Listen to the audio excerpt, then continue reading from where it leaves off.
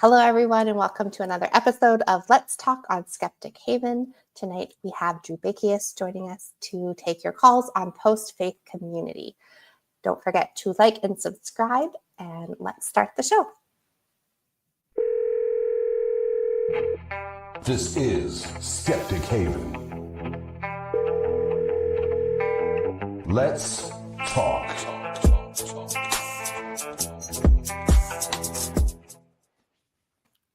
Short and sweet intro. Hi. Fantastic. Hello. How are you? I'm well. Thank you for having me on. I'm excited. So yeah, me too. How are you? I'm great. Excellent. Very well. Excellent. Yeah, it's been a while since we've done a show together. So thank you for coming on, and hopefully we get some really good calls tonight. People who are watching, you can call on the phone, or you can also use the call in studio link on your internet browser. So just a reminder. But yeah, Drew, for those who might not be familiar with you, but they should be, because you've been popping up on a lot of shows in the last couple of months. You've been doing actually a few call-in shows lately, so this is not your first one. Absolutely. And well, again, thanks for having me, and so pleasure to be here and all that good stuff. And yeah, call-in shows, I mean, I suppose I took a little bit of a break there for a few years, but been doing varieties of shows of one kind or another for about a decade or so, and call-in shows are always my favorite. Absolutely love them. Love hearing from folks, your questions, your comments, be it on our conversation tonight, or be it on, I'm okay with anything. I don't know about you, Stacy, but I'm okay with pretty much any conversation topic here, especially as it concerns just life and faith, no faith, conversion, deconversion, all of the above. All the things. Yeah. So I know your story because I've actually read your book. For those who don't know, Drew also is an author. He has a book about his deconversion. But for those who might not be familiar, could you give us a bit of your story just so people can be familiar with you? Yes, absolutely. So my story goes back, I suppose, essentially back to when I was a high school student, a teenager. I was a very serious teenager, high school student, way too serious. I had to make up for it later in my 30s and 40s. But no, I was all about ministry. I grew up in a good Christian home and started my first Christian ministry at the age of 16. From there, started preaching at the age of 17, did work with Billy Graham when the good Reverend came to town, to Minneapolis, that is, in the late 90s. And then from there, moved to Chicago, picked up a couple theology degrees, pastored a couple churches. And then in 2012 is when it all came crashing down. And it's a whole story. Feel free to ask. We can dive into whatever. But essentially, I left all of faith behind and had to set off on a whole new course and didn't know what the hell would come next. And it was a bit of a rocky journey for myself, as it is commonly for anyone who has left faith behind. And yet, especially for those who used to be religious leaders, where their income, their career, their educational value, and their community and their family and their whole identity, on top of all those things, right? All of it is just so tied in with your faith. And then you lose that and you lose everything. And so eventually I made my way to the Clergy Project, where eventually, after finding the Clergy Project, which anybody who doesn't know, it's a nonprofit that provides services to religious leaders around the world who no longer believe in God stuff. Those services being peer support, community resourcing, as well as career transition assistance to, of course, Christian leaders, but also religious leaders of all religious stripes. But so I found community there. And then from that, eventually ended up working with the Clergy Project, first as their communications director, and then as their president and executive director. And so that wrapped up, that was about a little less than a decade ago, I suppose. And now these days, I like to spend as much free time as I can find just working with folks who are trying to navigate, especially those who just are in the thick of their deconversion, helping them navigate life after faith, which includes things like what we're focusing on tonight in terms of developing community post-faith, as well as, well, all the other things as well. But that's what I like to spend my time on these days. Yeah. Well, I saw you speak at BajaCon this past August, and your talk was very much focused on the post-faith community. And that's a huge part of what you like to talk about and focus on and just really hone in on for people. Which is so important, because when you leave religion and you leave your church, you're kind of left with like, okay, well, now what? Because when you join a church, you're basically joining what they like to say is like, okay, now you have an automatic family. Yes. If you need something, if you're moving, if you're sick, if you're going through like a death in your family, or you're going through like marital things or anything, you have like that community, that support system that surrounds you. And like, if you no longer have that and you've left the church, you're kind of left like, okay, well, who do I turn to? And a lot of people, especially like whether you've grown up in it or you've converted, that can just become your entire support system. And when that's taken away, you're just left with, okay, well, now what do I do? So it's so important for people to get plugged in. That's such a Christian term. But it is important to find people outside. And I know when I was deconverting, I thought that I was so silly, but it's silly for me to think now, because on the outside of faith, there's so many people who have gone through this. But when I was going through it, I thought I was the only person, right? Yes. I'm sure you can relate. I did not know that there was I didn't know about YouTube. I knew about YouTube, but I didn't know about like this whole atheist side of YouTube and this whole community that was kind of waiting on the other side for me. So, that's where I kind of plugged in, and I'm just so thankful that this hair is bugging me. I'm just so thankful that I found such a strong community, but mine was all mostly online. That is great, because I've made such strong connections with people. But I know that for you really have a strong community that you're building like in person. And can you talk a bit about that? Yeah, absolutely. About what you do? Sure. Yeah. So I look at it now, like a lot of us, I used to look at it as if, and spent, the better part of the last decade plus, because it was 2012 when I walked away from the ministry and from the Christian faith. And only then did I finally come to grips with the fact that I had indeed become an atheist. And that was back in 2012. So we're talking, over 12 years ago at this point. And almost 13. Right. And so like many of us, I spent the vast majority of the last decade plus trying to find or build like that one secret sauce community, because that's, like you alluded to, you kind of pretty much went there a few minutes ago, in that this is just how we're taught. This is how we're built, right? Where there's one, where within church world for many of us, and there's different kinds of traditions, different kinds of church and religious structures. But for many of us, we're raised in an environment where we're told that, okay, everybody has to have community, and there's only one true kind of community, and it's this magic group of people called the church. And there is no real community, certainly no fulfilling community apart from this one group.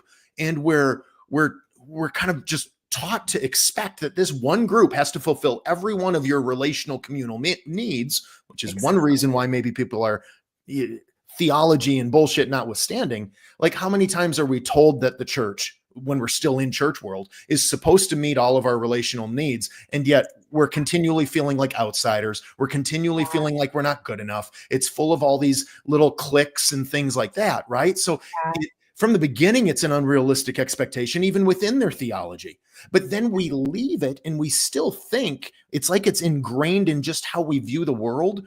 And though, as we start deconstructing, yes, God goes, maybe, hell goes, at least cognitively, maybe not, we still wrestle with a lot of the traumas, but at least we don't believe it exists anymore.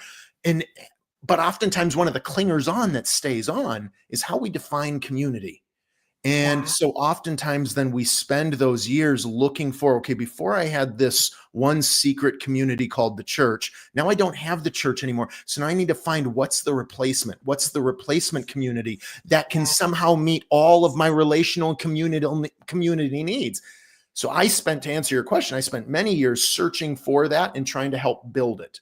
And it was probably just a couple years ago where, just as I'm continuing to develop in my own deconstruction and then reconstruction, take it all apart, and then how does it put back together now, puts together in a new way? What does that look like? Yeah. And so looking at that, saying, you know what, I don't know that it's that if you find one community that meets all your needs, great. Well, that's fantastic. Okay. Yeah. But I don't know that it's the healthiest expectation.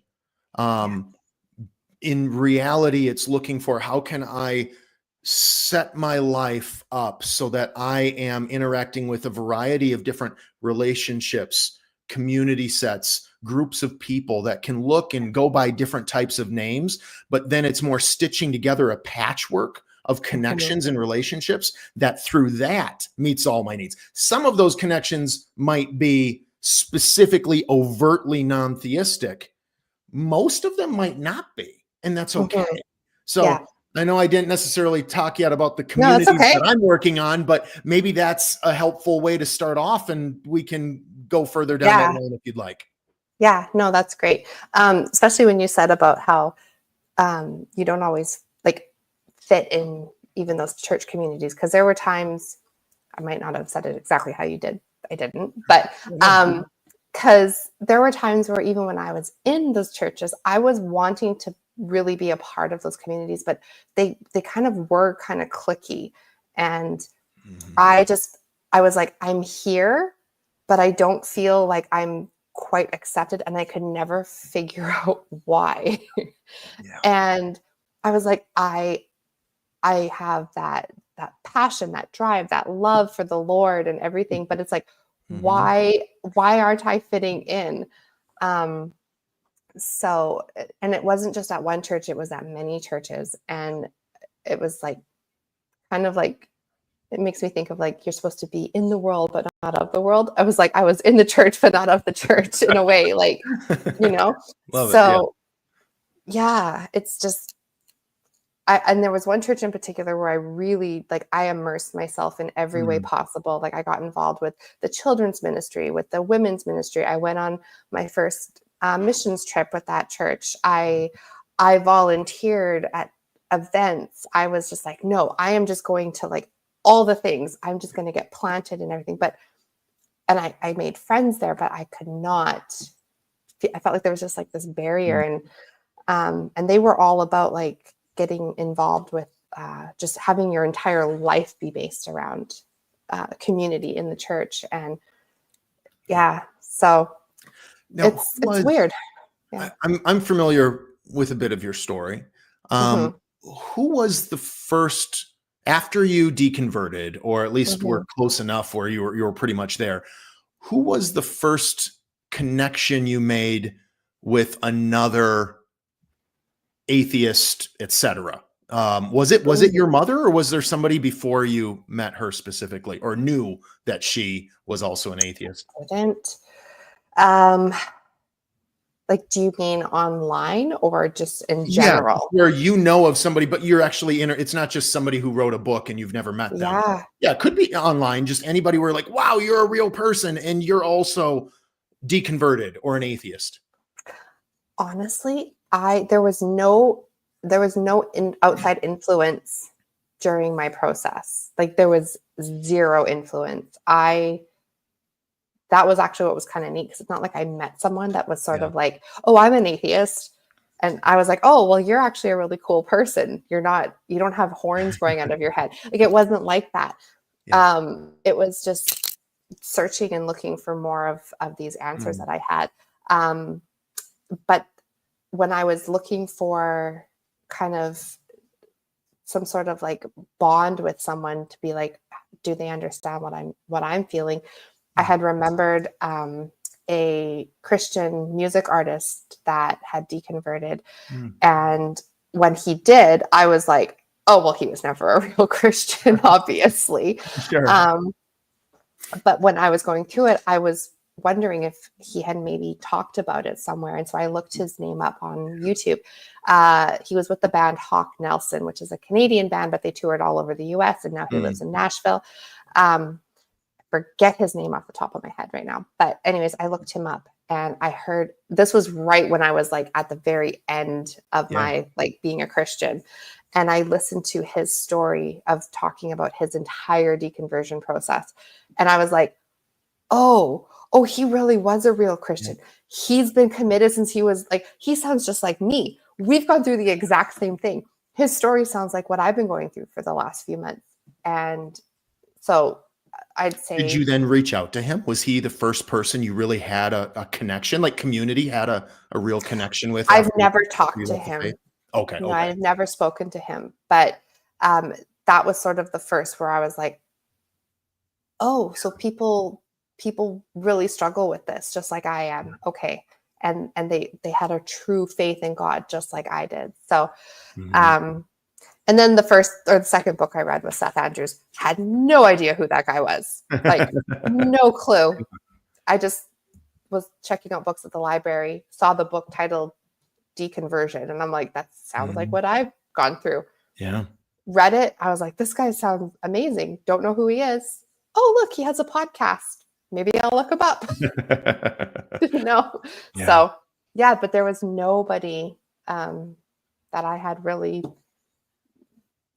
I had never heard of Christopher Hitchens. I had never heard of Matt Dillahunty. And like none of these people. So right. Well, and you know, things like that certainly help, right? Like like yourself, I had never read a single book on atheism by an atheist author prior to deconverting myself and becoming an atheist.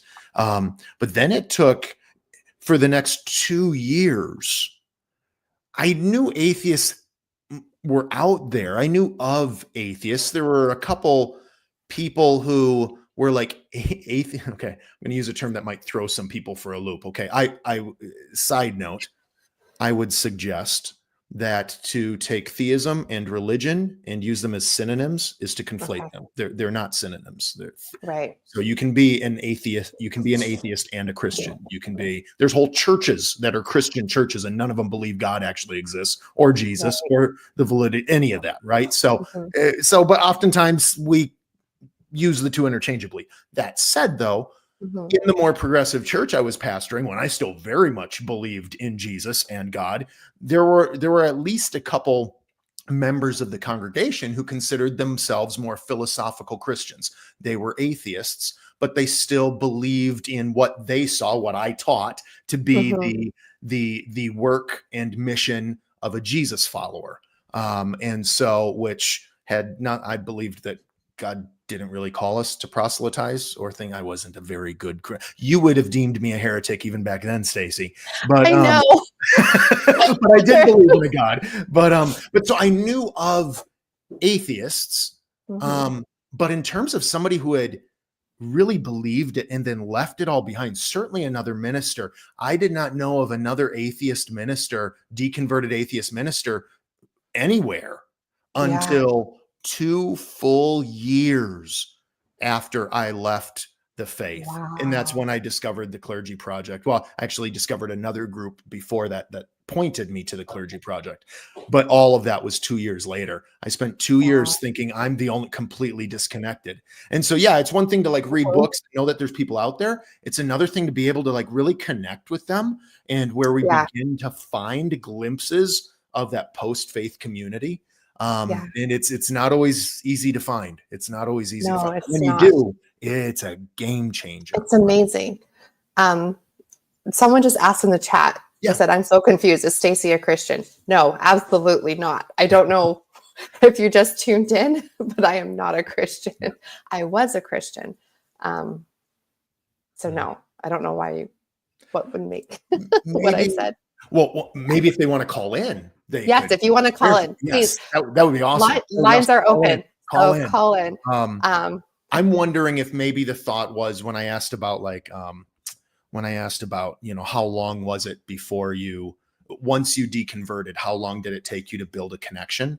And I think, and you spent some really good time developing kind of the backstory to that question in terms of before you even deconverted and different influences. So maybe I could see where maybe somebody might think, oh, so is she still kind of on the fence? So she's almost there, but not quite.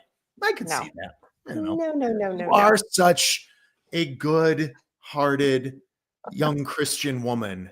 I could see where somebody could think that. I once was, but no. Yes. Okay, so I think there's someone in the screening room, which is great. Yes, we have.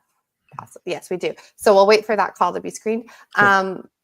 So while we're waiting for that, just let us know about your community that you have. Yeah. I'm involved in a few different things here in the Twin Cities and online as well. I really do enjoy looking for different types of community that I might build into and foster things like that. I've been active for the last several years in leadership at a local humanist community here based in Minneapolis, which has something of a global footprint. It was the first group to use the term humanist in a non-Renaissance way. It's congregationally based. So if you've ever heard the term religious humanism, the term religious humanism really meant non-theistic humanism, but back in the 30s, religious didn't mean theistic. And so you could be a religious humanist and people just knew that meant you were. So they've updated the terminology. Now religious humanism is known as congregational humanism. Anyway, so it's basically like atheist church on Sunday morning. Right. So I've been involved in that in the last several years. Kind of my new thing that I'm working on over the past year is post-faith house parties. And basically the idea of that is, yes, it's good to have some great programming, bring out a speaker, have somebody stand on a stage when we all stand there and think and ask questions, and good to have coffee afterwards, fellowship hour with the greatest of atheistic heresy present. All of those are good things. But sometimes we can almost become hyper programmed. And so what the post-faith house parties are aimed to do is to make it organic. No agenda, just show up, hang out. There is a little bit of heresy. It's very sin friendly. Okay. However you define that term, very much tongue in cheek, but yeah, so it's fun. So folks, you're ever passing through the Twin Cities, give me a shout, say, Drew, when's the next post-faith house party? And come on over and join. It's open invite. Literally anybody who wants to can come as long as they answer some screening questions ahead of time. It's available just through the Meetup website and it's literally open invite. So I love that you say that whenever you've been on shows, just inviting people, but obviously you have to be, screened, which makes sense. Yeah. The Meetup website. Anybody can find it. It's just post-faith house parties group, I think is what we have the group called. And you can see the parties on there. In order to get the address, i.e. my home, in order to get the address, you do have to answer some screening questions to make sure I buy it and that you're not secretly a theist looking to show up and cause a bunch of trouble. We have zero tolerance policy. That's true. You don't have to be a non-theist as long as you are heretic friendly. So there's some Wiccan folks and things like that. As long as you're heresy friendly, that's fine. One thing that we have no tolerance for is any anti-LGBTQ plus sentiment. That's all over the site. There's no tolerance for that. You will be right the fuck out. One strike, you're done. Yeah. So otherwise though, open invite. Just want to make sure you are who you claim to be. Yeah. Perfect. Okay. The call is ready. And also I want to say to Salvation Zone, if you have a question, please phone in or use the link to call in because that's what this show is for. If you have questions, please call in because we would love to talk to you. Okay. I'm going to bring in our first caller. I feel like I know who this person is, possibly, but we will see. This is Dee from California. And she would like to know if the online atheist community provides the only community for many atheists. So are you there? Hello? Yes, I'm here. Hi. Oh, hi. Wait, which D is this? Hi. How many D's do you know, Drew? What's that? How many D's do you know? Well, I mean, I only know one, but I don't know if that's the D that I know or if this is a different D from California. I don't know. The voice sounds kind of familiar. I was calling. The screener after I was calling. I wanted to say that I was really grateful for the online atheist community, because if it wasn't for that, I honestly would not have a community. Yeah. Wow. Yeah. Right? Absolutely. Yeah.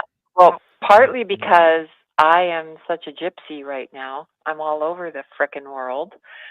So I just don't put down roots long enough to make a community. But that being said, I'm super grateful because I can just log on to almost any online show and I see the same old quote unquote faces. And I walk in quotations. And everybody knows your name. Yeah. That's true. Wonderful. I love it. And I'm grateful. So Absolutely. I haven't had the opportunity to make in real life community like you have, which I so respect what you do in your hometown. You have the heart for that. And you have the same kind of heart that I do. If I had a place like you do, I would be doing exactly what you do. And Stacy can attest to that. That's what my heart is. Well, thank you. I mean, one of the cool things about online community, Dee, and you know this well, is one of the cool things is it literally connects the world, right? Mm-hmm. Like it doesn't matter where you're at, what your time zone is, whether you're right in the middle of the city or you're super duper rural, like where I grew up, everyone's connected. And sometimes in some locations, it's not so easy to even have larger events in person available. And so it connects everyone, which is really cool. Also, too, it also allows you to kind of mask your identity if you're not comfortable coming out. If you are super duper rural or whatever may be, maybe you don't feel safe stepping outside your home as a non-theist. And so it's super powerful. You're preaching to the proverbial choir. Yep. Absolutely. Yeah. There were times where, like, probably a year and a half ago, where before I I knew a lot of people, but it's just shows like this that got me through some of the days. Where I remember one particular day that there was like 3 live shows, and I just kind of bounced from show to show to show. Yeah. And I was like, okay, my friends are all here and I can just kind of stay connected. And that is a huge component, especially when you're first deconverting, because you're able to connect with people. So the internet has been amazing for that. And I'm so thankful because I hear of people who have deconverted like back in the early 2000s or even in the 90s or whatever. And it's like they were all alone. And so I feel so lucky that in this day and age, we have technology where you can connect in such a way that you don't always have to leave your home. And there's things like, if you think about a space, that would have been me. Yeah. I would have had no one, absolutely no one. And it was the scariest feeling in the world to even think about saying, I just don't believe. I couldn't. It was terrifying to think about that. So that's why I'm so grateful for all of these shows. I mean, and all these names on the screen, when you look at the names on the screen, when I'm looking at my iPad right now, I have it muted, but I'm looking at it. I know all these names. I know all of them. That's awesome. But I know their names. I mean, you guys, who doesn't know Pragmatic Crystal? Oh, Pragmatic Crystal. Yeah. She's great everywhere she goes. You know? Yeah. Yeah. like, there's not one name in the chat right now that I don't recognize. And sure, maybe I wouldn't know them if they walked up to me on the street. They'd have to tell me what their screen name was. But the second they'd see their screen name, I would throw my arms around them and give them the biggest hug and say, let's go grab a coffee or a glass of wine and let's eat, let's talk, let's tell me everything. Like, what are you doing? Where are you going? Let's do it together. Like, do you know what I mean? It's just like, that's community. It's instant friendship. And so I'm so grateful. I reached out to someone today, John. I reached out to John today, Stacy, and I sent him a private message about something. And it was just reaching out to a friend, and I've never met him in person, John Hudson. And it's just like, so easy. You know a lot of John, so I was like, I don't know which John you're talking about, but yes, John. Yeah, Hudson. I know. I have two. Right. I don't want to say I have two Johns here. That sounds so weird. Yeah, I have two Johns here. That you just know a lot of Johns. Yeah. Anyway, but yeah. Anyway, it's I'm just so grateful for all of this, and I'm grateful for what. Yes, I know he's listening. Yeah. But you work hard on this, so. Anyway, I just wanted to thank you, and this is wonderful. Oh, and tell Melanie I say hi to Jason. Okay, awesome. But I want that was my contribution to tonight's show. Like, I'm just so grateful for shows like this and all over the place, just because we need this. There are people who can't, quote unquote, come out like we've been lucky enough to do. And I'm just grateful. And everything you do, Drew, with your home parties and house parties and everything you do, that's important. It's important. Yeah. So, okay. So Dee, let me ask you, or go ahead.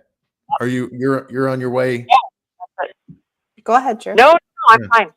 Well, Dee, I'd love to hear if you'd like to share, right, as we're all building community, right, or looking for different types of community. And you've shared a number of ways where online community is helping. Is there any part of this idea of community that you feel like you're struggling to find, if you'd like to share, where you're like, you know what, that one thing, I'm still looking for that? Is there anything there, or do you feel like you're really set up incredibly well? No, I mean, what I've had to do here where I am, I joined an app called Time Left, and it's not a dating app. What it is it's all over the world, and they set you up with as up to 6 strangers, and you meet for dinner at a different restaurant. I think it would be totally cool to have something like that for atheists. Yeah. Someone could set you up. I mean, you'd have that in common. They do ask you questions. They screen you, like, do you want to talk politics? Do you want to talk? They make sure that you're set up with people who at least you agree with certain things. Sure. So that you're not ending up throwing pasta at each other by the end of the night. They agree with certain things. But I think something like that would be cool, so you could meet like-minded people. And my very first dinner that I went to, there was 5 of us, not 6. And that first dinner that I went to, I've stayed in touch. We all decided that night to stay in touch. We created a WhatsApp chat. Nice. And we've gotten together outside of that a couple of times, and we've all stayed in touch. They all said that was their first dinner that they all went to, that everyone got along, and they all decided they wanted to all stay in contact. And so things like that, I mean, if we could do stuff like that and just build relationships, because it's great to get together at groups and conventions, but we also need things where we have more one-on-one, because I'm missing friendships, like just close friendships. It's great to have groups, but I'm really missing my girlfriends. I'm really missing my daughter. I'm missing just the one-on-one, and I do get really lonely. I'm really happy doing what I'm doing right now, looking after someone who really needs it. But I'm missing the one-on-one. And so I don't want to get too much in depth here and personal stuff, but yeah, that's fine. looking for love. But absolutely, that too, right? Yeah. yeah, Very much. yeah. So Well, anyway, yeah. but yeah, someone should create an app kind of like the Time Left thing and Yeah. get us atheists all together in smaller groups, not always Mhm. conventions. Everybody has to Mm. buy in and make it such a big expense. I was going to say, Small because it and costs a local lot, right? Hmm. It Yeah. does. It costs a lot. And Yeah. and so then it's looking for, right? Like, and we've had a great time, right? Conventions and all that. You were at Baja Con as well. It was great to be able to hang out with you there. It had been a while since that, but we met through a mutual friend, right? Is more or less how we Yes, met we did the first last time, right? year. So You and I it's met that together. interpersonal, right? It's not necessarily big events. It's organic. It's meeting people in the real world. Yeah. There can be something said for, and I think this is much easier said than done. And I know of a lot of people where they're really trying to make this work, and this doesn't work so well either automatically. None of it works automatically. But where it's, what are things that interest me? Be it a cooking class, be it a dancing class, be it playing pickleball, or maybe there's a meetup at a coffee shop just for random talking, right? But completely disconnected with whether or not whatever their God beliefs may be, but just looking to make some of those connections. Maybe if you look for certain types of interests, it might be more likely to share more shared values. But nonetheless, at least it gets you out there so that you can meet people randomly and maybe kind of filter through and find the quality connections, and et cetera. Yeah, exactly. Exactly. Yeah, 100% agree with that. Just finding like-minded people. Even like I love to just go, and I went to Houston a few months ago and went through the museum, and I just was so moved. And I only went through one level of the Houston Museum, and it was enough because I don't just rush through a museum. I love to just sit and look at a painting, and I really take it in. I'm not an artsy fartsy type person. I didn't think I was, but I really found myself really enjoying and drinking it in and loving it. And some people like to just go, okay, there's a painting, there's a painting, there's a painting.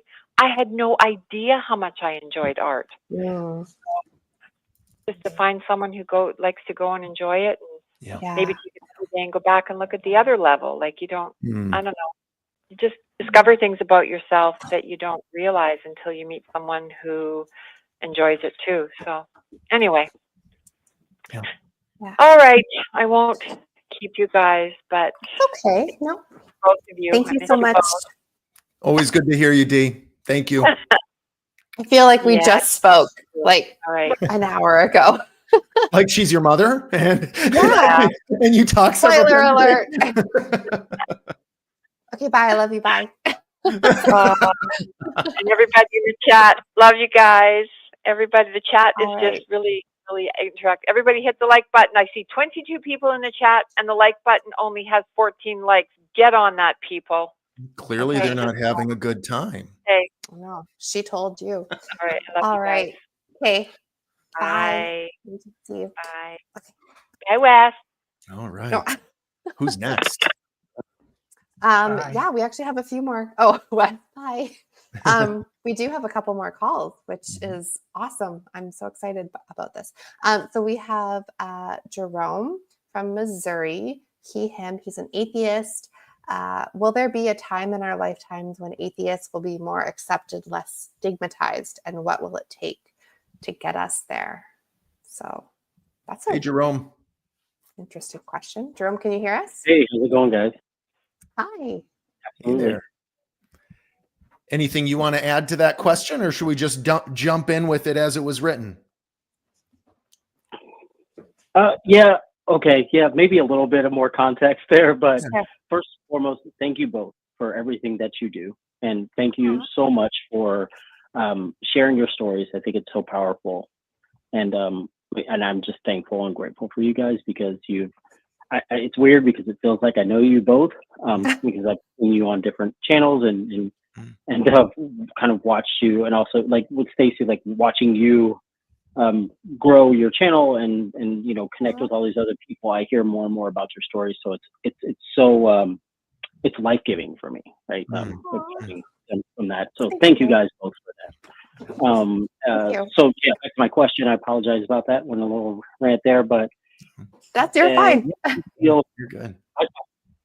I just don't know what it would take, right, for atheism or just non-belief, right, or just people. And I know that it's a whole spectrum of belief, right, even within each religion or each just every little different sect of Christianity. People are at different levels of belief of what they do and don't believe.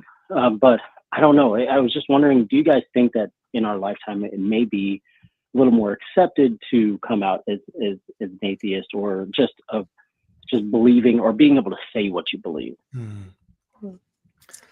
Yeah, absolutely. Drew, why don't you go? Because you've been an atheist longer than I have, so you might have seen more of a progression in the last 12 to 13 years. Sure. Yeah, absolutely. And Jerome, I really appreciate, first of all, just all the kind words. And I think, I know for myself, I can't speak for Stacy. She might not agree, but I know for myself, at least, really all we want to do is provide support. You know, we want to support you along with so many others and do what we can to just make your journey a little easier, help it maybe make a little more sense. Sometimes that's the right word. Other times, though, it's just navigating it and finding things like community and things like that. So thank you so much for your words and all that you shared. And I forget if you described it as potentially ramblish or how you said, but it was great. No. It was great. It really was perfect. So thank you for calling in and for your question. So, you know, one thing we're seeing as we look at just simple things like stats and whatnot is it is becoming more and more accepted. It is becoming less and less stigmatized. That said, you know, the gauge doesn't move as quick as we'd like it to. And I think you feel it more in certain parts of the world. So I'm in the US. Certain parts of the US, you feel it more than in others. Stacy, I'm guessing Canada is probably similar to that. Yeah. And so, like, for me, I've had the privilege that most in the US haven't, I suppose, or at least 50% of us, I don't know, where I've always lived in a more progressive state. Even though I grew up rural, it was more left-wing farmers that I was surrounded by. And it was less than 2 hours from Minneapolis, St. Paul here in Minnesota. Then I spent a little over half of my life in Chicago, right in the city. And now I live right in the Twin Cities, Minneapolis, St. Paul. I've always been in a more progressive, left-leaning environment. Left-leaning, not that and I don't mean that necessarily from a political spectrum, although oftentimes they do overlap and intersect. What I mean, though, is more from an acceptance, open to wherever life should lead in different groups of people, things like that. More progressive areas tend to be more diverse, and the statistics show us that as well. And so within that diversity and in a more diverse environment, there I have definitely seen it becoming more and more acceptable, less and less stigmatized for you to be an atheist, for you to be non-religious. When they talk about how, you know, I forget what it is now, and it was, I think, over a decade ago when that Pew Research study came out, right around a decade ago, I think, when it said, I want to say there's a lot of different types of variation of non-theist or non-believer or just nuns, right? That wide none category, none of the above on surveys is where we get that.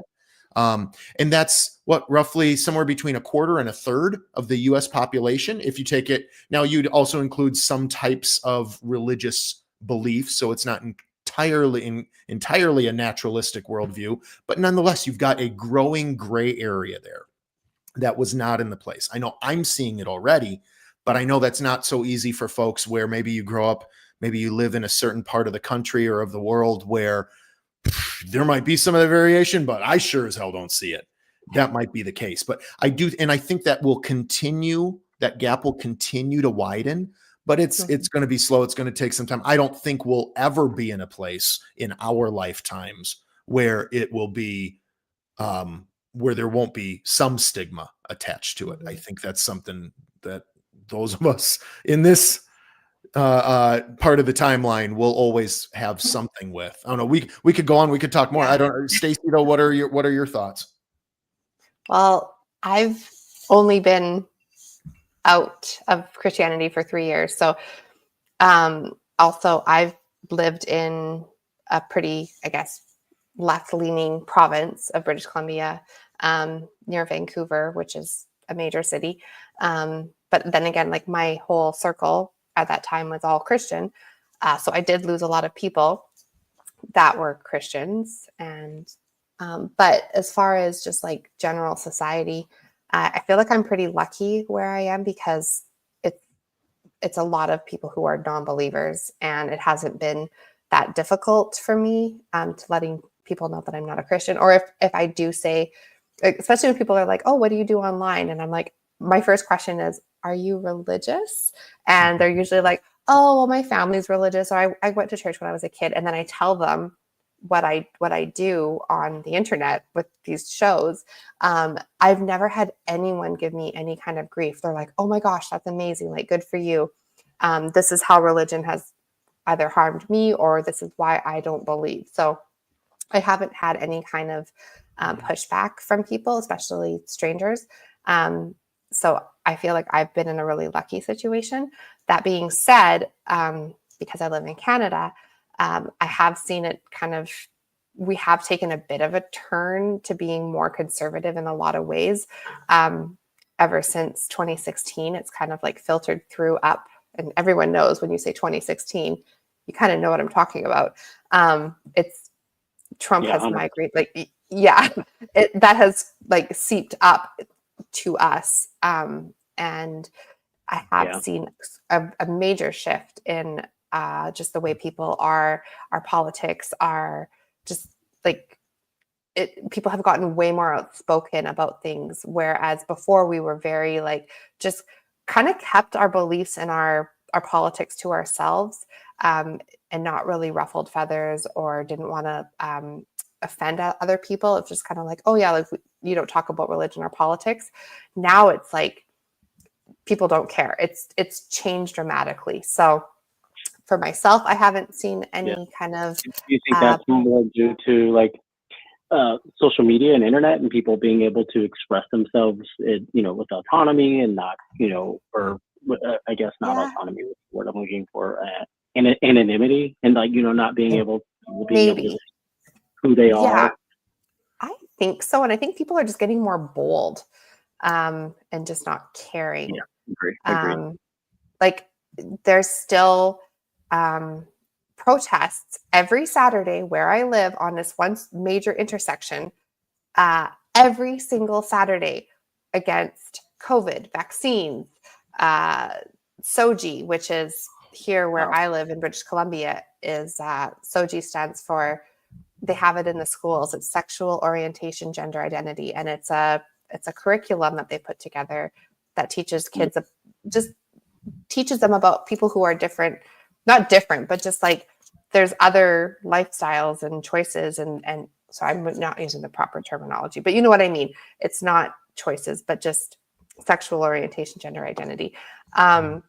And they think that they're pushing that on children like it is a choice. That's what I'm trying to say.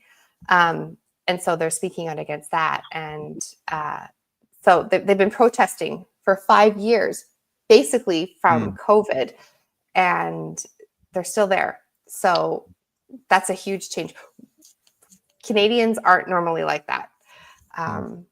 So, yeah. Jerome, is that helpful? What are you seeing? Yeah. What are you seeing where you're at?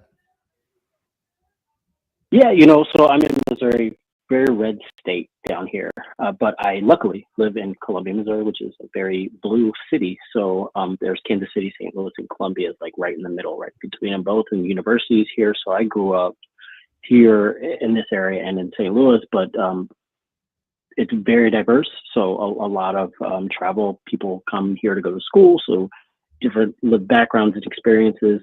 A whole huge spectrum of people, and it's great, and I love it. So I fortunately got really lucky. And right now, I don't see like it's weird for my situation. Like I grew up super Baptist, and my mom was like a preacher, and all of her brothers basically were, and it was just a wild experience growing up. It kind of within that, and then when I was like it was like 19 or 20, I joined YWAM, where Youth with a Mission. If you guys have ever heard of that. Yes, of course.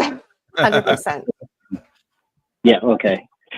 So I didn't like necessarily join it. It was kind of adjacent through that because I used to dance for a living. I was a dancer, and I had a friend that went on a tour. They had this group called GX International, right? So they'd go out and they do mass evangelism with like dance and like, you know, extreme sports and stuff like that. And then like they have a free show at the end of the week, and they preach the gospel, and people would come up and get saved. And so I was one of the performers with that, and I never preached, but you know, I never really shared my testimony and everything. But I was there, you know, and we'd lay hands on people and pray for them and stuff like that.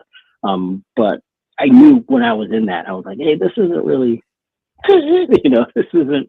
I don't really feel great about this. And I think the one thing that did it was there was one guy tell someone basically that you're going to hell if you know, in a homosexual lifestyle. He said that, but not his words, not mine. I wouldn't use that terminology. But and that's when I was like, oh, I'm walking away from this. This is not what I believe. I had friends my whole life that I know that's who they are. You know, they may be gay, and that's who they are. Right? It's not that they're pretending to or participating in that lifestyle. That's just who they are, and it completely turned me off. So I, you know, started to move away from that. But yeah, I got really lucky here. I don't feel I could just necessarily say, oh yeah, hey everybody, hi, my name's Jerome, I'm an atheist. You know, I'm not going to do that outright. But I feel like I feel comfortable enough that, you know, if somebody was to ask me, if they were bold enough to ask me, I would tell them. You know. Yeah. But it's a little different. It's weird because I don't want to tell my family, though. Is that weird? It's not weird at all. There's this Jerome, there's this great book that I found really helpful by Greta Christina, if anyone's familiar with Greta, with them. And Greta is a prolific author, but one of their books is called Coming Out Atheist. And then the subtitle is something like figuring out when to come out, how and why, and how to help others do the same, or something like that. It's a longer subtitle, but Coming Out Atheist. And it is a fantastic handbook on walking through the pros and cons and different things to consider and how to do it and when and where and why and all of these things, and really making sure we think through the reasons if and when and how we might want to come out as an atheist to various groups of people. Maybe there's the insiders that get to know first, and then maybe we never come out publicly as an atheist. But really helpful book. So I don't know if you're interested in that thing. That's maybe a little bit off topic of the question, so thank you. But a good resource there. Yeah.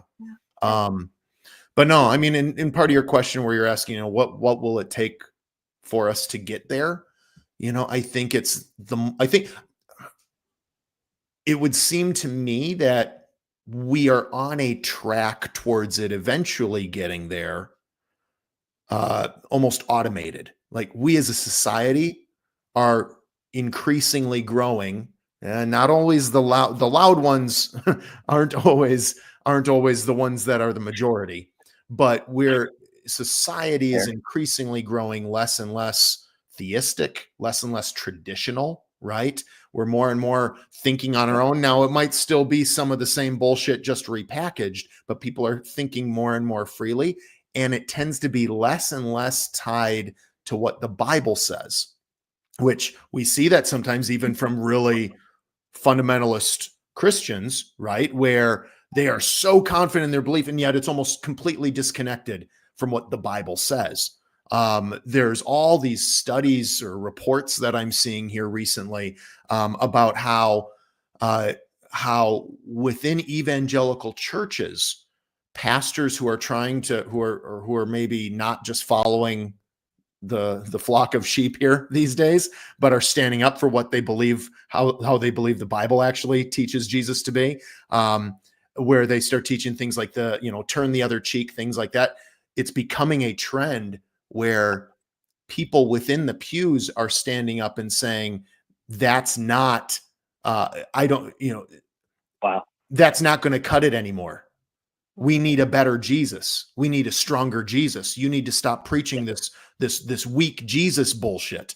And so now, not that that's great either, but what I do love about that, there's a lot that I don't love, but what I do love about that is increasingly churches are growing more and more away from the idea of biblical truth, which allows a little room for now, okay, if we're completely disconnecting from whatever the hell the Bible says, well, that gives us a little more space. Maybe we need to also prioritize education, but at least there's that gap there where maybe there's just a little bit more of a wedge. But so we're seeing that wedge in lots and lots of ways. So I think we'll eventually get there. The more we normalize it, the more those of us who are in a place where we're able to speak loudly, the more we do it, that'll help a variety of things we can do. So no, if that's helpful. Thank you. Thanks for that. And I thank you guys for your that's huge. Thanks for your transparency. Thanks for your honesty. Again, thank you so much for having these conversations, because it definitely helps me just kind of unpack some things in my life, and the things that it's like, hey, do I still believe that, or how do I live that? I mean, I've been an atheist since probably like 2008, 2009, but growing up within that community, like in that bubble, it's hard because there's still some things I'm still letting go of, and I'm realizing it now more and more every day, right? And it's just like piece by piece, you're like, oh wow, yeah, I don't believe that. Yeah, that's different. That I don't have to believe that. I don't have to allow those things, and I don't feel guilt for certain things, and I don't feel that way. So once again, thank you guys. I'll let you go, and then I wanted to say hi to Dee. Dee, good luck out there. Have fun. Good luck with everything, and thank you guys once again. I appreciate it. Thank you for all your kind words. Thank you for calling, and it was nice to meet you. So thanks, Jerome. Have a great night. Okay, that was nice.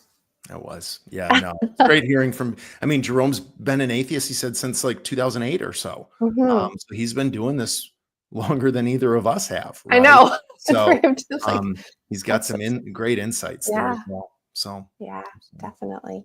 Okay, so we have another call. We have Aunt Kathy, who love her. I know, right? All you have to say is Aunt Kathy. I know, adore her.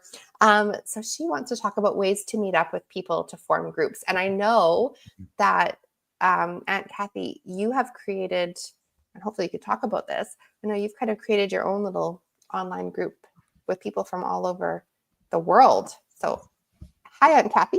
Welcome. Oh, can you hear me okay? Yep, we've got you. Okay. Well,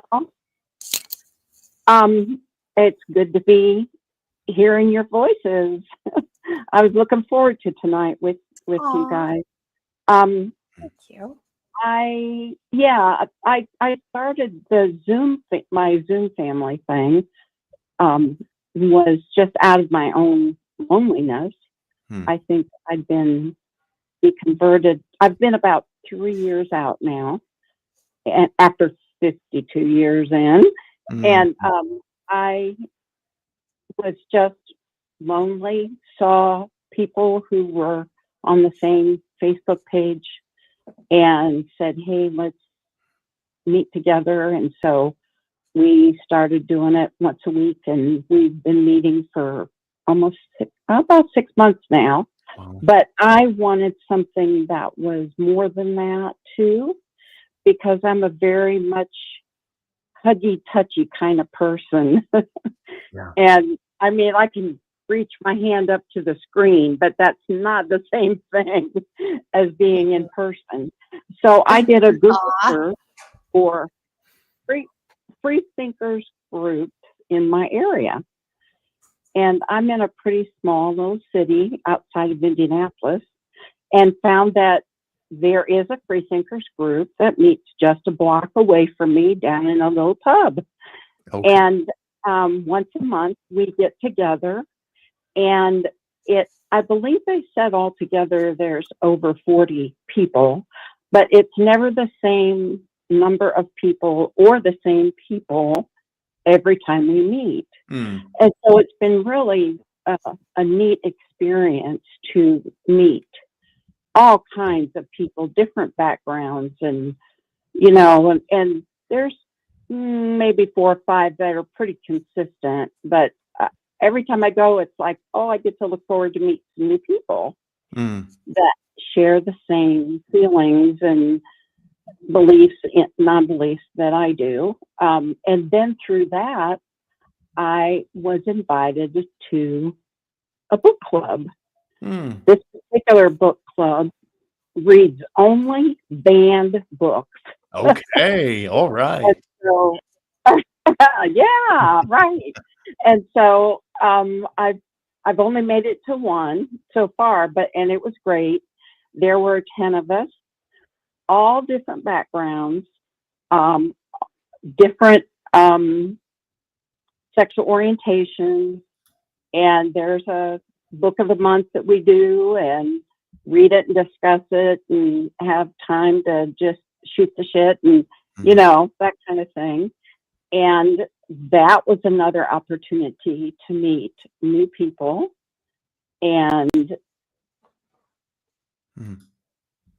just feel like I was part of the human race again. You know what I mean? Yeah. It's like there were other people out there who believed similarly to me or were very much not into God anymore. And it was a great connection. And I know that as I continue to do these kinds of things, I'm going to broaden my horizons and have more people, whose necks I can hug. And go ahead. I didn't mean to interrupt you, Drew. No, I didn't say anything. He was, maybe my soul belched. I don't know. I apologize. But well, no. The other day I was with somebody I was listening to a YouTube. I listen to YouTube all the time. And there was a therapist, and this was somebody talking about relationships. And I just kind of honed in on what she was saying. She was talking specifically about marriage, but I took what she said and applied it elsewhere. She was saying that one of the reasons that so many marriages fail is because each person expects their partner to fulfill every area of need they have. To be the best friend, to share the fun, to share the hobbies, to have the deep conversations, to be their emotional support, and that's like an impossible task to throw on one person. And I thought, you know what? That's how we were raised, quote unquote, in the church. That this one place is going to provide every need we have. Yeah. And I think sometimes as we have deconstructed, we think we can replace everything with just getting with one group of people. Yeah, exactly. Who are like-minded with now. And like Drew mentioned earlier, it takes lots of different people from lots of different backgrounds to provide the stimulus that we need to just be a great person. We need more than just one group that we can get in a comfort zone, and then here we are just repeating the pattern that we came out of. Yeah. Being within the church, So, I just like to encourage people to get out there, to do some searching, to be a part of what's going on in the community. And I am really surprised in my little community how many non-believers there are. I'm thrilled, actually. Yeah. And I'm a community of maybe 34,000 people. I mean, I consider it a small. I've lived in big cities, and this is small, but yeah, I just wanted to share that there's lots of ways, but Yeah. Kathy, may I ask, in all of that, it sounds like you've had some incredible intersections of community and connection and relationship.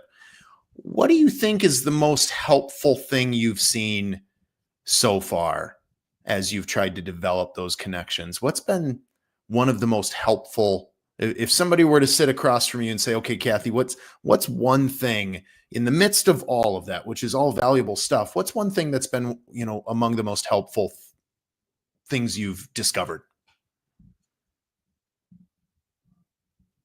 that I couldn't wait for somebody to come to me. I had to go out. Mm.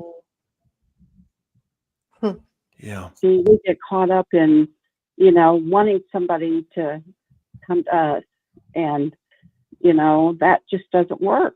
And Right.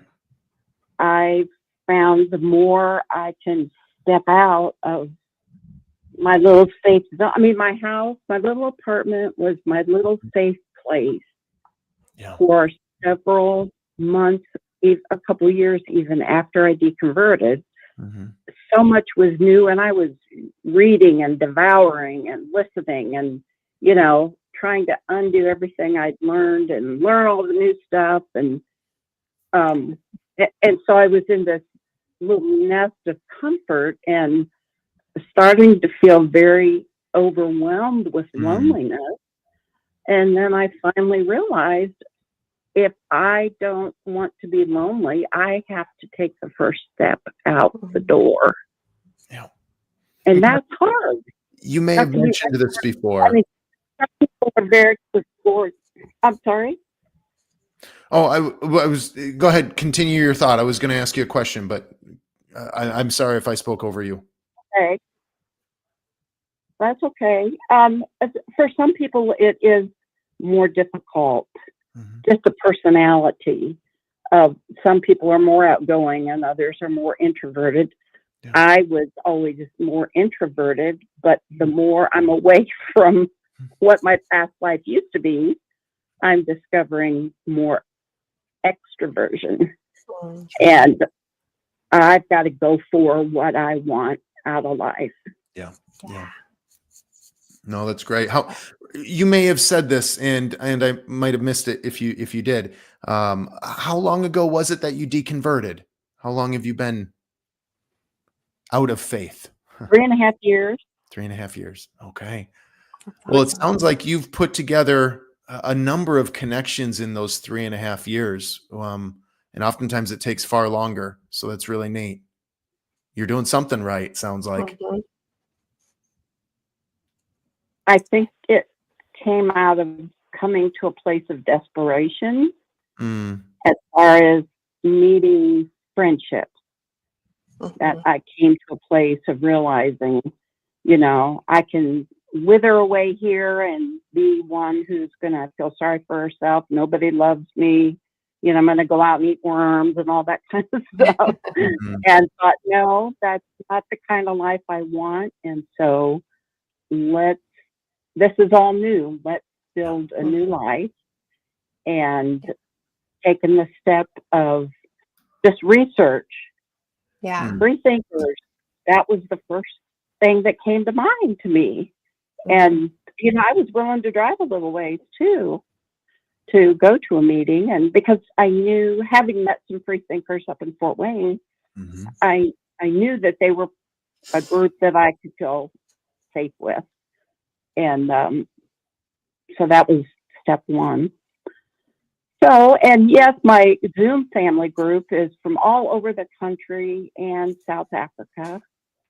And we have taken the rest of the month of December off, but we've met every week, and we don't have an agenda.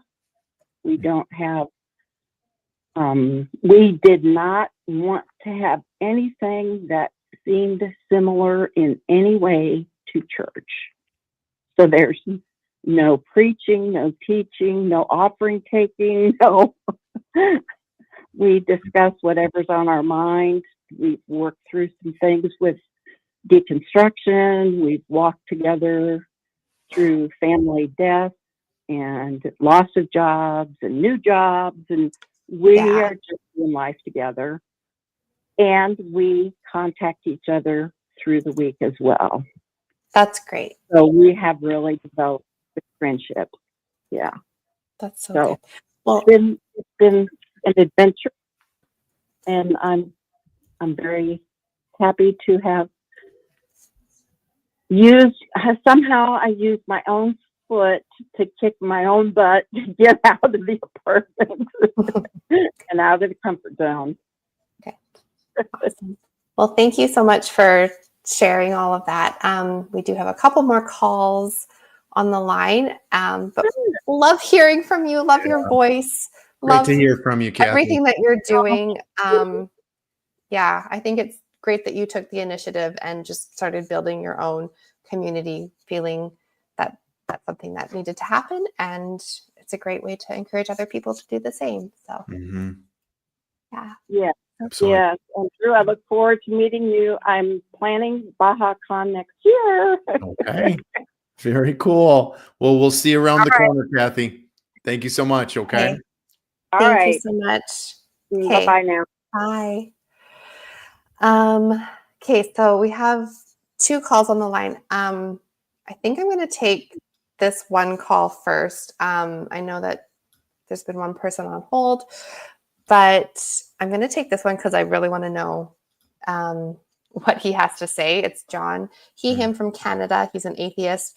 And the show notes say that it's a good thing that children are not being allowed to transition. So I would like to know more on that, because I feel like there's a lot of misinformation, and I'd just like to know what you have to say about that. So you're on with Let's Talk. So let's talk. Yeah. Hey, John. Oh, Stacey. Hello, Drew. How are you? Hello. Good to have you on. Can you elaborate? Yeah, tell us. Yeah, good. And Merry Christmas in advance. To the Mets or the Vets? Well, either way. Yeah. Talk to us. Tell us why you take the position you do. Mm-hmm.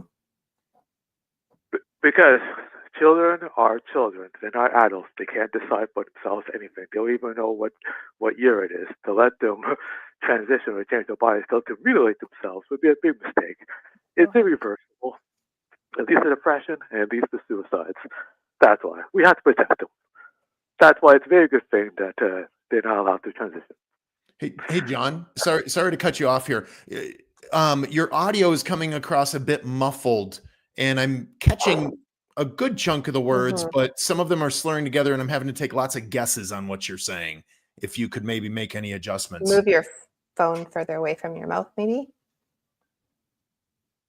Okay, so I'm saying that children are too immature to know what it is that they want. Today they want to be a fireman, tomorrow they want to be a girl. To let them make such a big decision is a huge mistake because it's irreversible. Once you go down that path, it can't be undone. And once a child realizes they made a mistake in their own body, they're very depressed, they might lead to lawsuits. And more importantly, it will lead to suicides. Once someone is 18, they can change their bodies all they want to. But until they're 18, leave the children alone. That's my position. Do you think that kids are going into their doctors one day and just saying, hey, this is like, say, assigned male at birth child is going in and saying, I think I'm a girl. I want to transition. And they're just putting them right on hormonal therapy and scheduling them for surgery like the very next day? Like, is that how you think this works? No, how this works is that children are being indoctrinated by having drag queens come into the class, having them read to them, seeing men just like women, having trans people in cartoons. There's a transformer, for God's sakes. And when the kids have these ideas in their head, and keep in mind, children are highly imitative. They tell their parents, "Hey, I want to transition." The parents who care more about being famous or being woke than the child's happiness will say, "Sure, we'll do it." They transition the kid. They put the kid in a dress, and then when the kid gets applause from people saying, "Oh, congratulations, you're so brave," the kid says, "I want to do this full time." The parents say, "Okay." They do the surgery, And then when the kid, when it wears off, the kid is stuck. And then what's he gonna do? You can't reattach your balls. Okay. So that's what leads to suicides. Wait, what about suicides? That's what leads to suicides. Sorry, what is suicides? Maybe he's saying that when kids transition, that it's leading to suicides. That's what I'm gathering. To suicides when they transition. Transitioning. That's what he's saying. That's what he's saying. Yeah. No, I know it's him saying it. Just trying to unpack what it is that he's saying. Okay, so John, let me ask you this: your pronouns looks like are he, him. Is that right? So you're a guy. Sounds like yes. You've always identified as a guy. Yes. Yes. Yeah. First of all, you can't identify as a man, but you're born a man. But keep in mind, but continue. What's that? More a man than a guy? Is that what you're saying? I said that you can't identify as male or female. It's what you're born. I was born a male, but continue. Yes. Just making sure that I'm not making any assumptions about who you are is all it is. Okay. So, John, let me ask you this. Okay. You said a lot there through all of that. And I just want to ask you a few questions. Okay. So when did you first realize that you are a man? When did you first realize that? I knew I was male since the day I was born, or the day I came to consciousness. Okay. Yeah. Since the day you were born. I was a man when I was 18.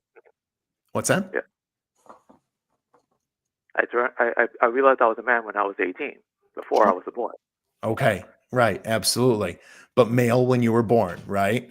So, okay. So do you really, and so you believe that because there's all of these influences out here that makes little boys and little girls think that they're not little boys and little girls. They're highly susceptible, right? Children are highly susceptible. Mm-hmm. They are. If you tell a child to jump off a roof, I guarantee you. In fact, in the 50s, when little children were watching Superman, they actually tied towels behind their backs. So did you, John? Jumped off and tried to fly. So when you found yourself surrounded by groups of women, John, when you found yourself surrounded as a child growing up, when you found yourself surrounded, what do you think was going to happen if they think they're Superman, but if they think they can fly, but Superman, what do you think they're going to do when they see a bunch of trans people? Go ahead. John, I'm just muting you. Can you just let Drew ask you the question before you interject? So Drew, he's muted. Not out of being rude, just so that you can ask the question, because it's too much talking over everyone. So John, go ahead. In addition to your microphone difficulties, there's a variety of issues here. Okay, so first I'm going to skip some of the questions that I was going to ask, just because I'm not sure you're willing to hear what some of them are, to be perfectly frank. Okay, it sounds like you are here to not have a conversation, but to stake a point and then keep moving. And if that's the case, dare I say, just keep moving. Okay. Because everything you're describing is not at all the case. All right. The process you're describing of what it takes to go through gender affirming care, to receive gender affirming care, to receive hormone therapy, to maybe eventually go on and have different types of surgical procedures take place. You clearly don't have any idea how all of this goes, and all of the work and care, and all of the physician appointments and psychological exams and all of this that takes place. You really don't have any idea. I'd have more of a conversation with you on this. But you just don't seem interested in having a conversation at all. So I'll just leave it at that. You have no idea what you're talking about. Yeah. And it doesn't seem like you're just kind of coming up with things that you have maybe heard, talking points, and you don't have any data to back that up at all. You do need to do some research on this and be more informed on the entire matter. So I'm going to unmute you if you have anything to say. Otherwise, we're going to go on to the next caller. You are unmuted, just so you know. Okay. Have a conversation. Okay, let's have a conversation then. I'm willing to listen. If it's going to be like, if you have a point that you want to make, I mean, if you're just going to argue, there's no point, because we're not here to just to like argue about this. We do have other. I am here to have a conversation.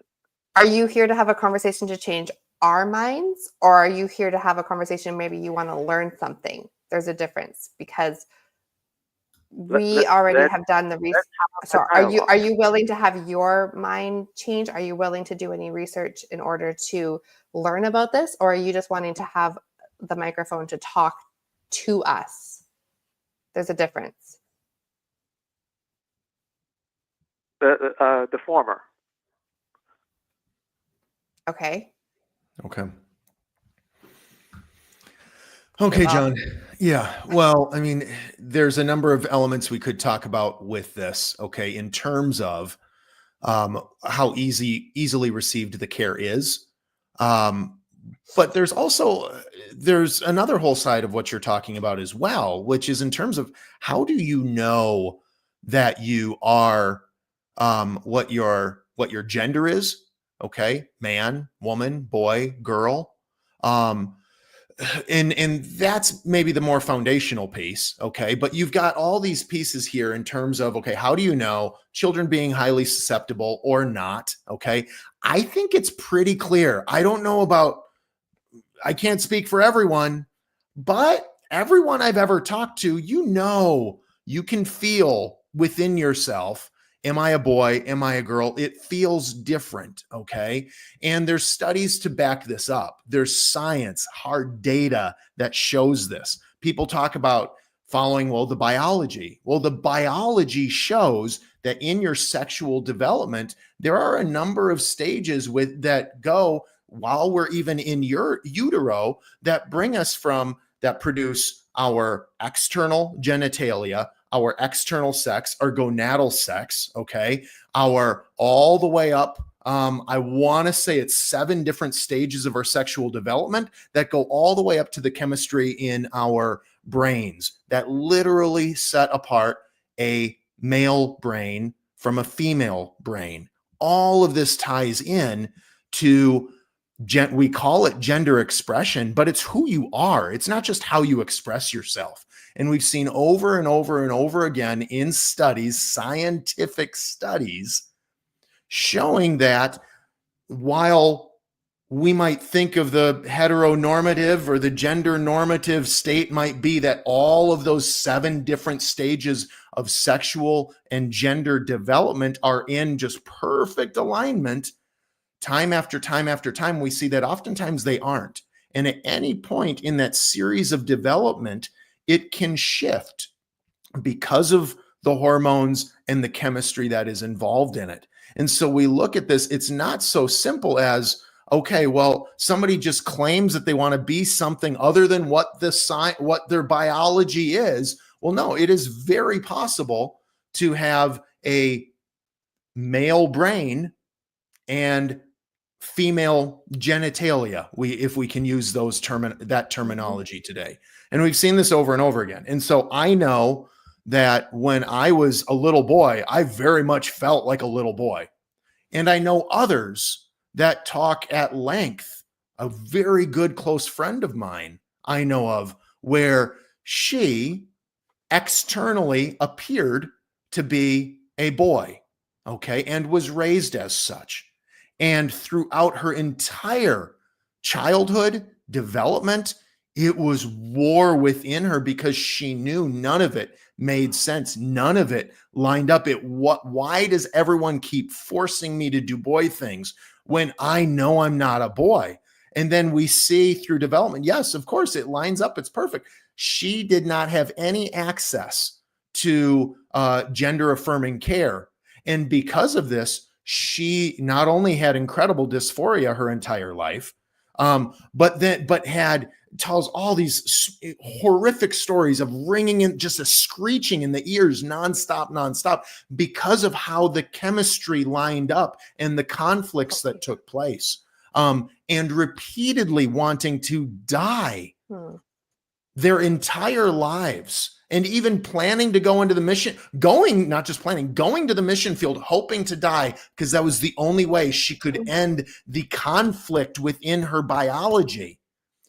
Thankfully, later in life, after leaving the ministry, after leaving the pastorate, thankfully later in life, she came to a point where she was able to start receiving the care that she needed. And as she found that hormonal chemistry shift within her, bringing everything into greater alignment, the screeching stopped almost immediately within days. And her mental health, is at this is anecdotal evidence. We both probably have anecdotal evidence, but here's the thing. There's science that backs it up, as well as every child in America, every child story after story after story of children and adults. And at the end of the day, here's where I come to in terms of whether or not it should be illegal or illegal. We need to trust children and parents with their healthcare providers. Over and over, as with so many other things. Who the hell are any of us to stand between them? Okay. And the reality is that it takes the better part of it, the best, quickest it takes, because of all the stop gaps put in place in order to make sure somebody doesn't go and do something stupid with a kid. It takes a good year at best in order to start receiving this type of health care. Checkpoint after checkpoint after checkpoint, legality after legality after legality, before it's even accessible. And that's in the best case scenario. It is never the case where somebody just wakes up one day, decides they want to be somebody else, and then they're immediately switched. Okay. Now there have been cases where adults too, where they go through the hormonal shift, they start receiving some gender affirming care, and they realize on the other side that they wish they could go back, or they do go back. And that's the other thing. It's not all reversible, a lot of it is reversible. The vast majority of the stuff is not irreversible. So that's also point blank false. And so, yes, on occasion, there might be times where somebody does want to go back, and they do oftentimes. Okay. But it is so rare, and to make the rare exceptions swing the whole system of what healthcare providers are even able to do is just lunacy. So you spoke, I spoke. I know where you're saying you're open to a conversation. I'd love to hear what other thoughts you have. And of course, Stacy, I don't want to just talk. No, you're good. No, that was very eloquently put. I agree with everything that you said. And I just think that John, not to say that all atheists automatically agree on all these points, because just because you're an atheist, it doesn't mean that you align on a lot of social issues and political issues and everything. But you do need to do your due diligence and do your homework on these issues, because when I was a Christian, I thought one way. When I became an atheist, I was like, you know what? I was wrong on a lot of things. What else could I be wrong on? And just a lot of things that I had wrong with Christianity. So I did the homework. I expanded my learning, and the things that I was told about children being just transitioning. Like Christians made it sound like they literally walked in one day and were like, I don't think I'm a boy, I'm a girl. And they got, changed like the next week or whatever. There is a whole process that is done, like Drew was saying. And so if it's not as black and white as, Christians or theists, or just even maybe what you're thinking. So do your homework is what I am saying. So go ahead, your turn if you want to have a conversation. All right. If you're still here. Okay. If you really believe everything you just said, if you really believe that, why not just let the kid wait until he's an adult and then let him transition? if he really is trans, he's still gonna be trans when he's 18. Well, okay, there's also So, I did not interrupt you when you spoke. Let me speak. Okay. You say that you say that, and plus, let me state this. Like I said before, children are very susceptible. Let me tell you a personal story, though. Let me tell you a personal story.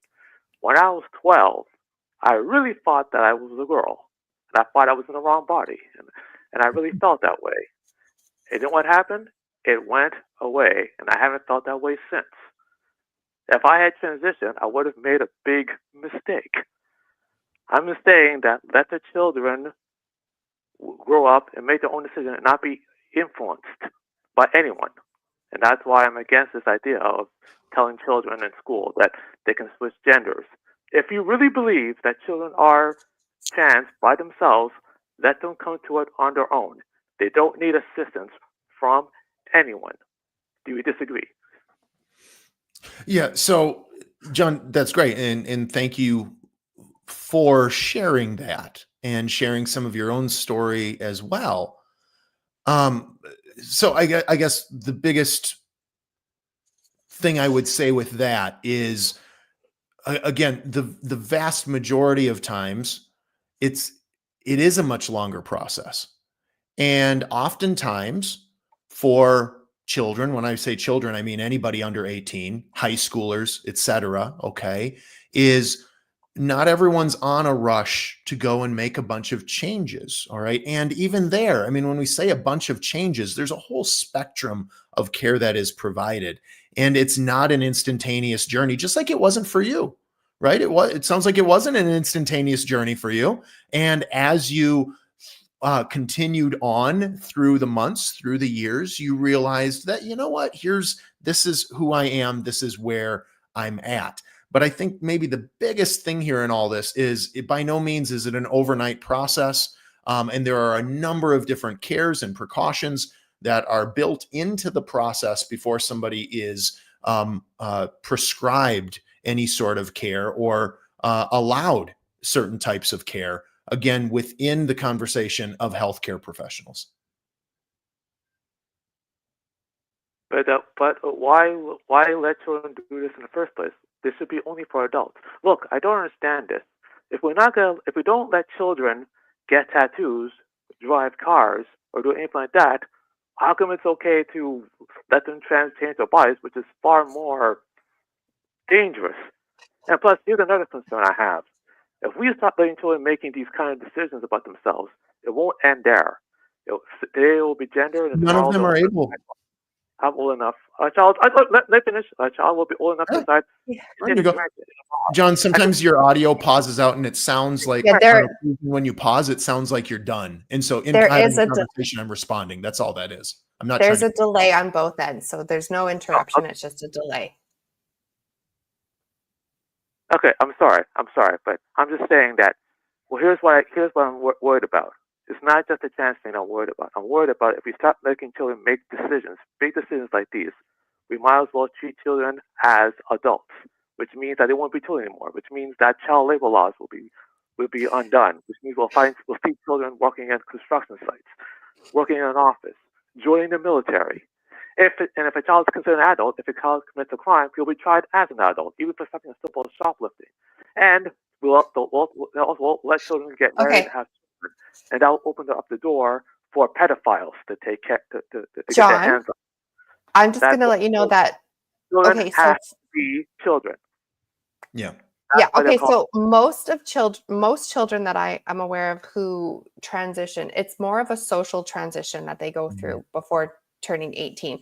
They're not doing from what I know, it's mostly puberty blockers that they're put on. They're not changing any they're not doing any surgery on their body, nothing. It's mostly just a social transition. They might change their pronouns, they might change their name, they might start dressing in different clothes or wearing makeup or not wearing makeup. So changing their hairstyle. It's mostly just a social transition. Those things can be reversed later on. So you're kind of going to an extreme and then starting to say that they need to start being treated like children in the justice system with work and child labor laws. Like that's just absolutely the most ridiculous thing that I've heard when it comes to an argument against children and trans rights. So you really need to do some research, because literally it's mostly social transitioning when they're under 18, from what I am aware of. I am against social transition. There's no need for it. Well, that's not that's your opinion. That's your opinion. And it's not your kids. It's not yourself or your kids. So yeah. What? That makes it's not yourself or your kids. You don't get to say what other people do. I just laid out a case for you. Yeah. Yeah, but you're talking first. You came in talking about like medical No. First, you came in talking about like medical transitioning. Okay, I can maybe understand, possibly. Like, I can sort of see your point. Okay, like I can see your point. Doesn't mean I agree with your point, but I can see your point. But then when I say it's a social thing where it's just your name, your pronouns, your clothing, and now you're saying you don't agree with that. Okay, you clearly don't agree with people having their own rights and their own autonomy to their body. And that's a you issue.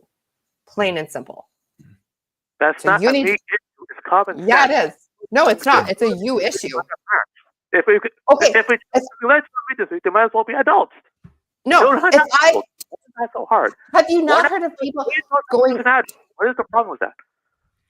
So you can be against.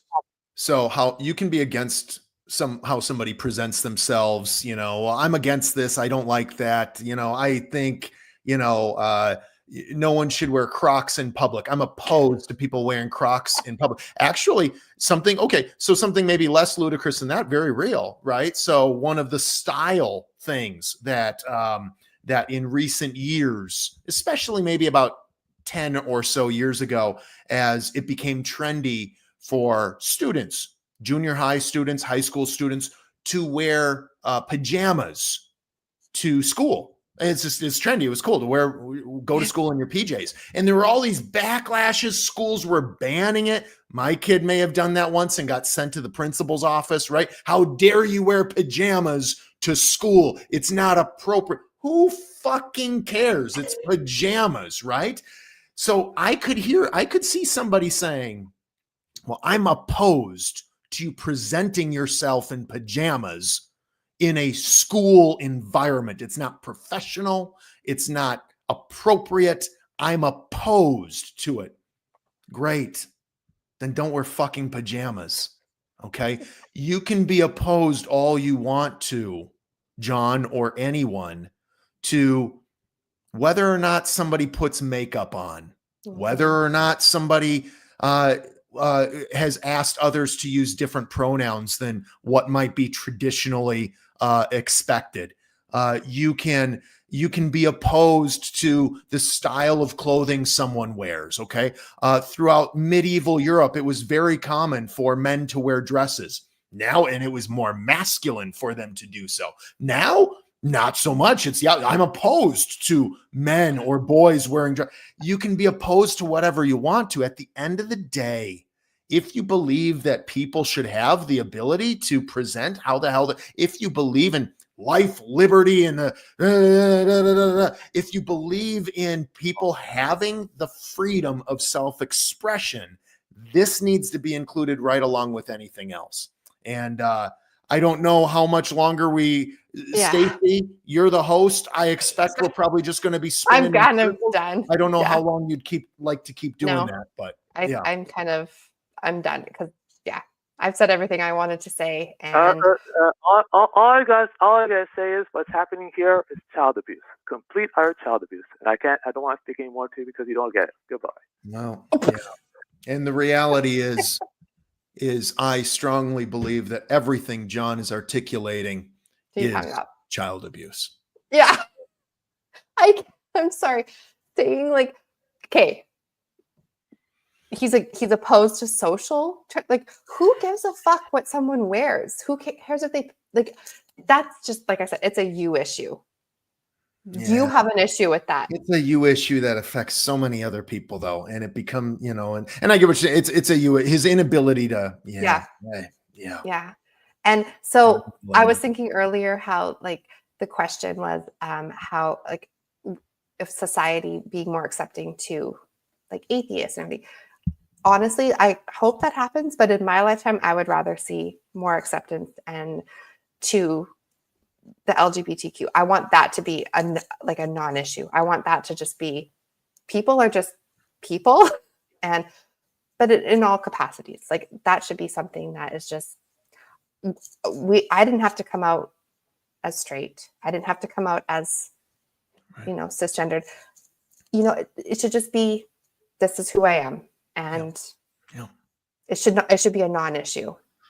Yeah. And that's where I would rather see us moving towards even more, because the hate, like, I just don't like the hatred and the way that people feel like they need to put their opinions on what someone wears or what pronouns they go by. So anyways, those are my 2 cents. But absolutely, that was quite the call.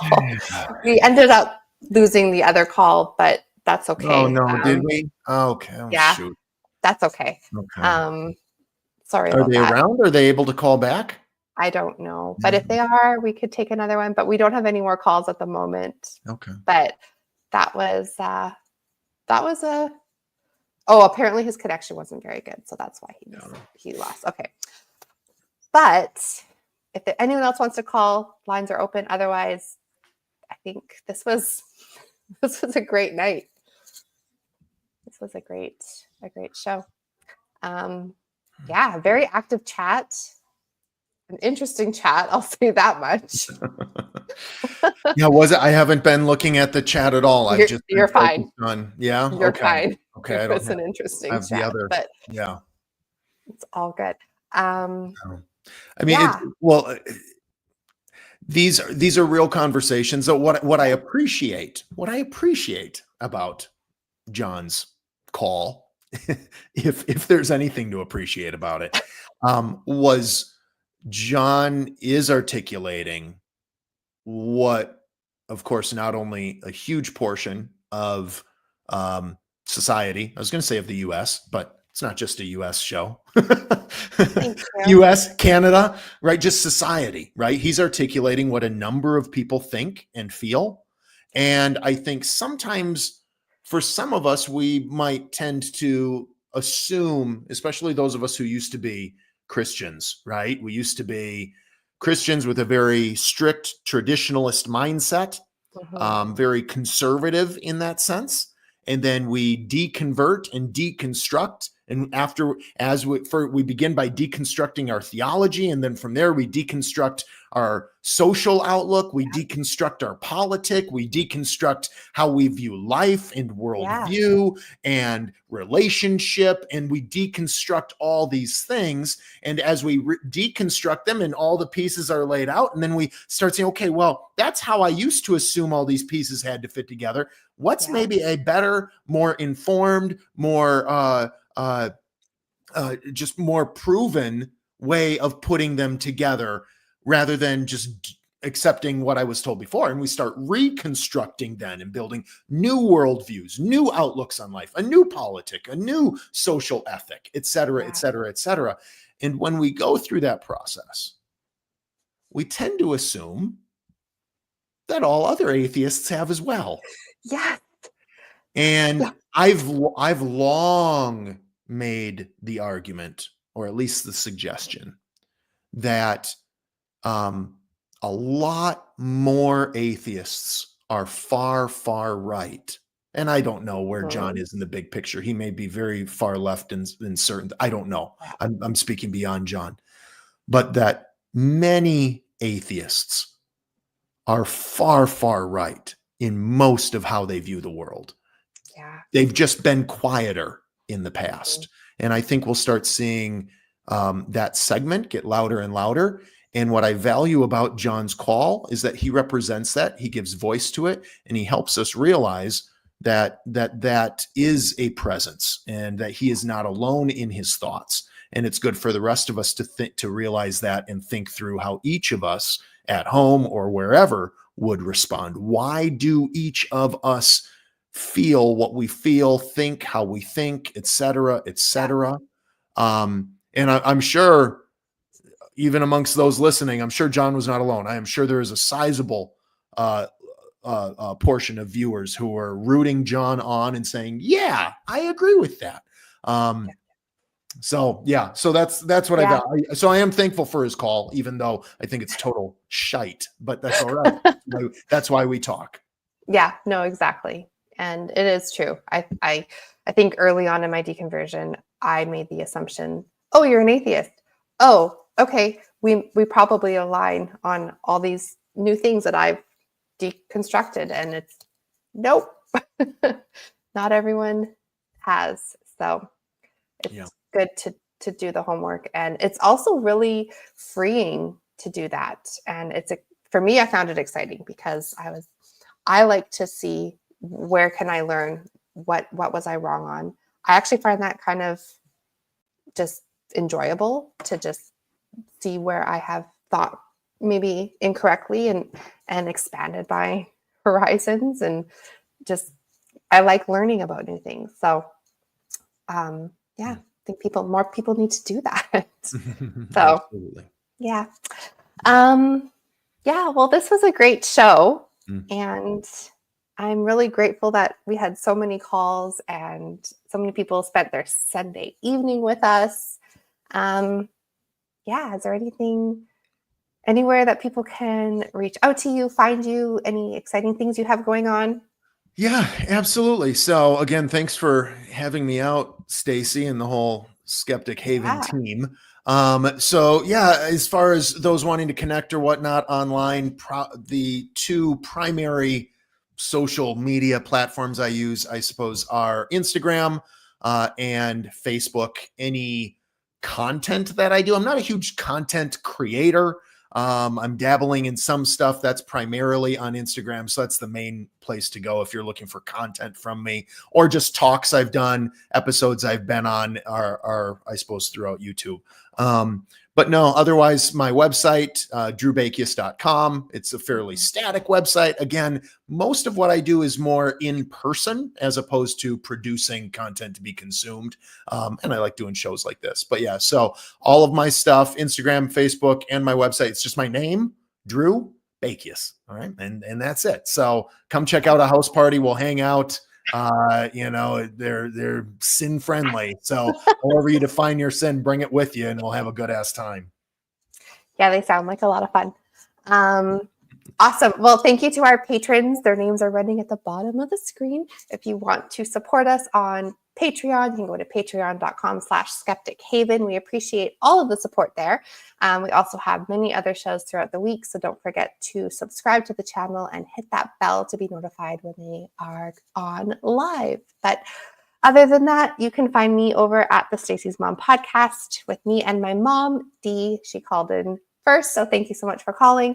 And thanks to all of our callers and everyone in the chat, and to Wes and Bree for call screening tonight.